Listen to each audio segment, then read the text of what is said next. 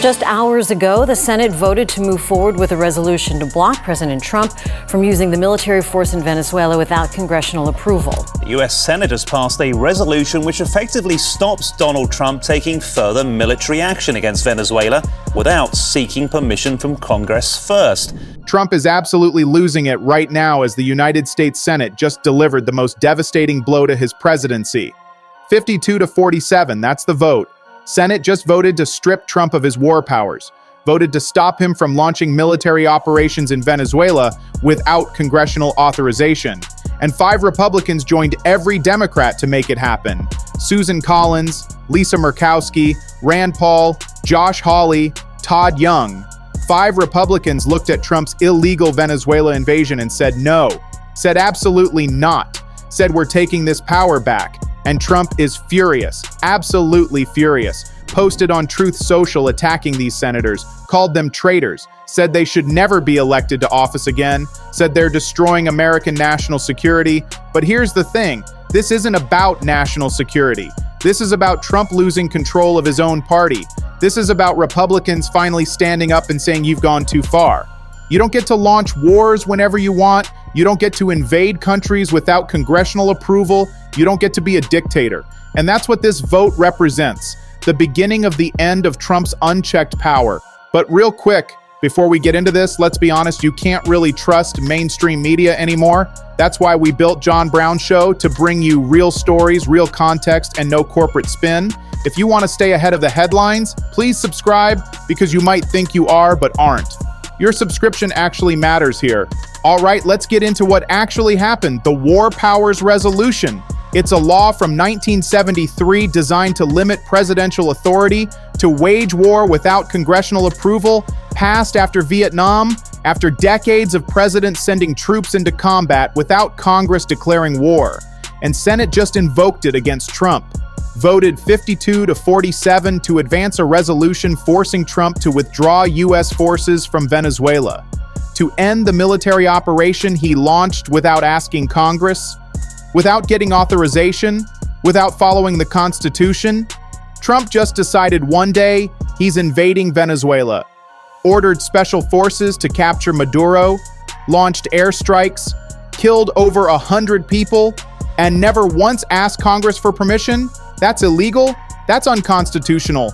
That's exactly what War Powers Resolution was designed to prevent. Share this video with everyone you know, as here's what makes this absolutely devastating for Trump. This isn't Democrats opposing him.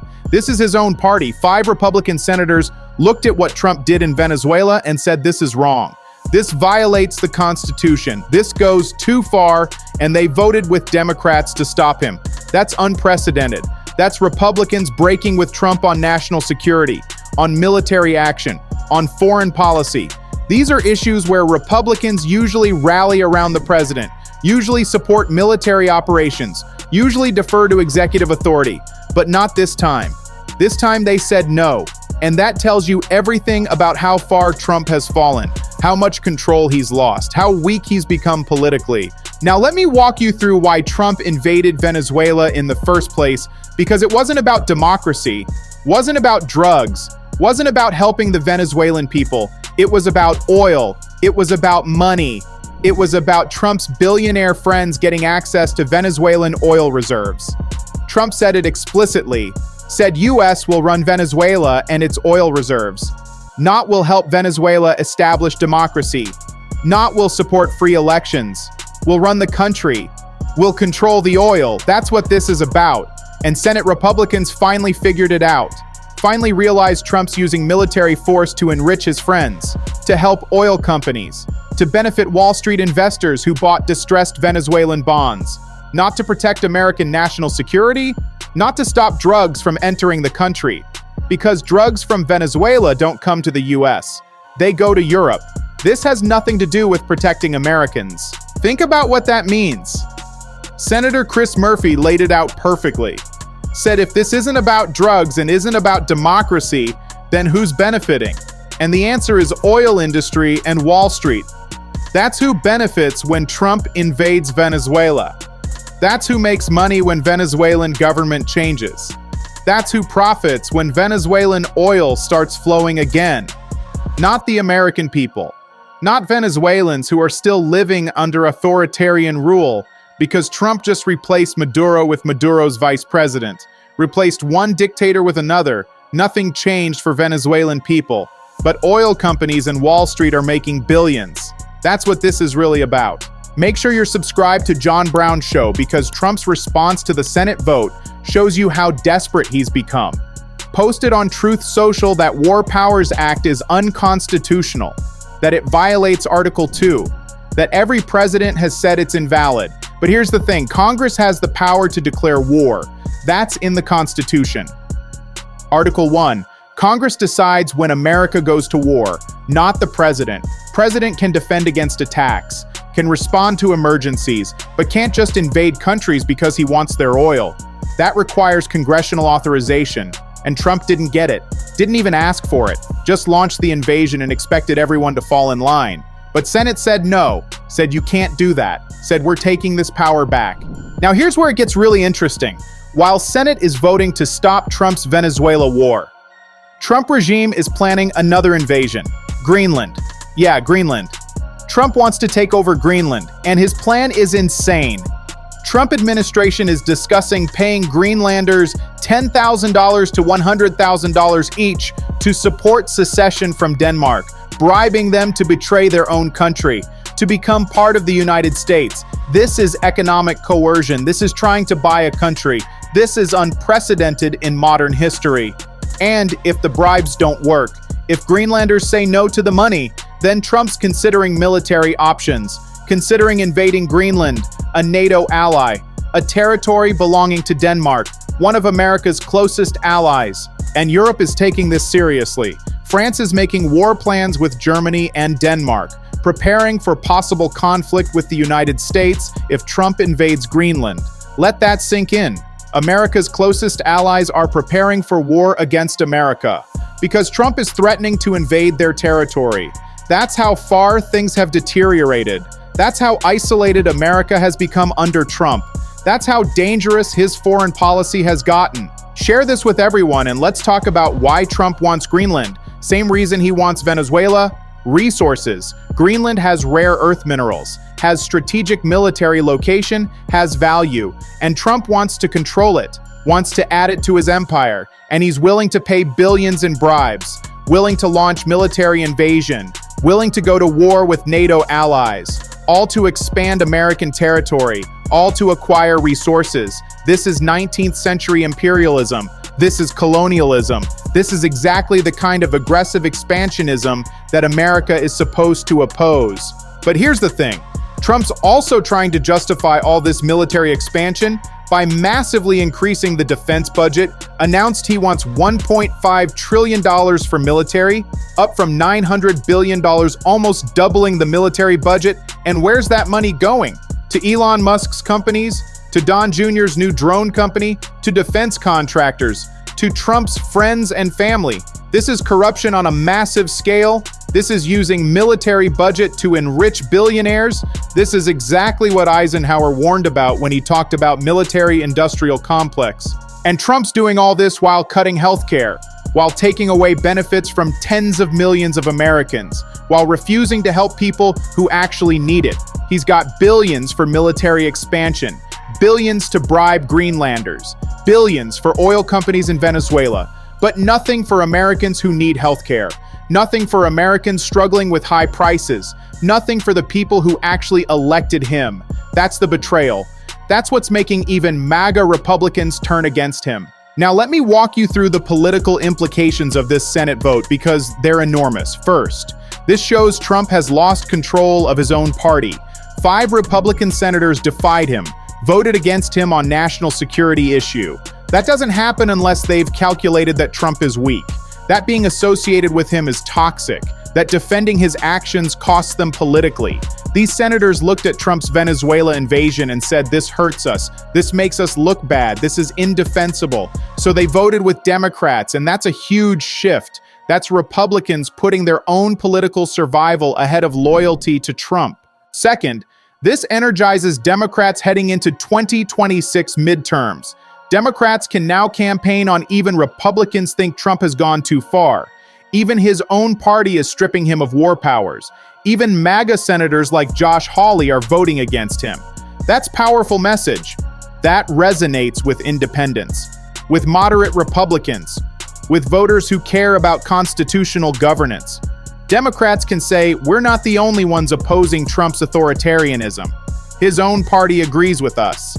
And that breaks through the partisan divide, makes it easier to build coalition against Trump. Third, this sets precedent for future votes. If 5 Republicans will break with Trump on war powers, they might break with him on other issues, on Greenland, on domestic policy, on judicial nominations, on impeachment if it comes to that. Once Republicans start defecting, once they realize they can survive politically by opposing Trump, the floodgates open, more follow, more break away, and Trump's control completely collapses. But here's where it gets really complicated. While all this is happening, while Senate is rebuking Trump, while Republicans are defecting, Trump's ICE agents murdered an American citizen. Renee Nicole Malin Good, 37 years old, mother of 3, poet, U.S. citizen, born in Colorado, never committed any crime beyond a traffic ticket, and ICE shot her in the face, killed her in front of witnesses in Minneapolis, and now Trump regime is covering it up, refusing to let Minnesota investigate, refusing to cooperate with state authorities. Kristi Noem saying Minnesota has no jurisdiction, saying they won't let local investigators anywhere near the case. Think about what that means. American citizen murdered by federal agents, and federal government is blocking investigation, blocking accountability, protecting the killer. That's what authoritarian regimes do. That's what police states do. That's what happens when government believes it's above the law, and it connects to everything else, to Venezuela invasion, to Greenland plans, to war powers. All of it is Trump believing he can do whatever he wants, can invade countries, can murder citizens, can ignore courts, can defy Congress, all without consequences. Renee Nicole Malin Good had just dropped her 6-year-old son at school, was driving home, encountered ICE agents, and they shot her, killed her. Her son Emerson doesn't have a mother anymore because Trump's ICE Gestapo murdered her. And regime is lying about it, saying she attacked them with her car, saying officer feared for his life, but video shows that's false. Shows ICE approaching her car, shows them shooting her unprovoked, and now they're covering it up, just like they're covering up war crimes in Venezuela, just like they're covering up child sex trafficking rings, just like they're covering up everything Trump does. And what happened next? MAGA Republicans are defending it. Randy Fine, Florida congressman, said this is what happens when you get in the way of foreign invasion. Said if you interfere with ICE, you deserve to die. Think about that. Elected officials saying government should kill American citizens who get in the way. That's fascism. That's authoritarianism. That's exactly the kind of language that leads to mass atrocities. And he said it on television. Defended murder of American citizens. Said she had it coming. This is where we are. This is what Trump's America looks like. Senate voting to strip war powers. Republicans defecting. Trump planning invasions of Venezuela and Greenland. ICE murdering American citizens. Regime covering up crimes. MAGA defending murder. Everything collapsing simultaneously, and through it all, through every crisis, through every scandal, through every crime, Trump's getting weaker, losing more control, watching his authority crumble. The bottom line is this: Senate voted 52-47 to advance war powers resolution. 5 Republicans joined all Democrats: Collins, Murkowski, Paul, Hawley, Young. They said Trump can't wage war in Venezuela without congressional approval. Can't invade countries for oil, can't use military to enrich his friends. This is massive rebuke. Historic defection. Shows Republican Party fracturing, shows Trump losing control, shows even MAGA loyalists have limits. Resolution still needs final passage. Trump threatening veto. But Senate might have votes to override. Might force Trump to end Venezuela operation. Might establish precedent that Congress, not president, controls war powers. Meanwhile, Trump planning Greenland invasion, offering bribes, threatening military action, Europe preparing for war, France, Germany, Denmark making plans, NATO alliance fracturing, America isolated. All because Trump wants territory, wants resources, wants to expand empire. And he's increasing military budget to $1.5 trillion, giving money to Elon and Don Jr., enriching defense contractors, while cutting healthcare, while ignoring Americans' needs, while prices skyrocket, while people suffer. And ICE murdered Renee Nicole Mellon Good, American citizen, mother of 3, shot her in face. Regime covering it up, blocking investigation, protecting killer, MAGA defending murder, saying she deserved it. This is authoritarianism, this is police state, this is what Trump's building. And Senate vote shows even Republicans are starting to push back, starting to say no, starting to reclaim constitutional powers Trump usurped. We're at inflection point. Moment where Trump's authority either completely collapses or he doubles down and goes full authoritarian. Senate vote suggests collapse is coming. Suggests Republicans won't follow him into dictatorship. Suggests there are limits even in Trump's party, but it's not over. Fight continues. War powers resolution needs final passage. Trump will resist, will attack senators who defied him, will try to rally base, will threaten and intimidate. Question is whether Republicans hold firm, whether they stand up for Constitution, whether they choose country over party. And we need Democrats to capitalize, need them to make this central message. Even Trump's own party stripping his war powers. Even Republicans say he's gone too far. Even MAGA senators voting against him. That's powerful. That wins elections. That builds coalition. We have opportunity here. Chance to stop Trump's worst impulses, to reclaim constitutional governance, to demand accountability for murders like Renee Nicole Mellon Good, to say her name, to remember Emerson, to fight for America where government doesn't murder citizens, then cover it up. This story continues. Stay tuned, because Senate vote is just beginning. Final passage coming. Trump's response will be furious. Republicans will face enormous pressure. Some might cave, some might stand firm. We're about to find out who has courage, who believes in Constitution, who's willing to stand up to authoritarianism. This is the fight. This is the moment. This is what matters. Stay tuned.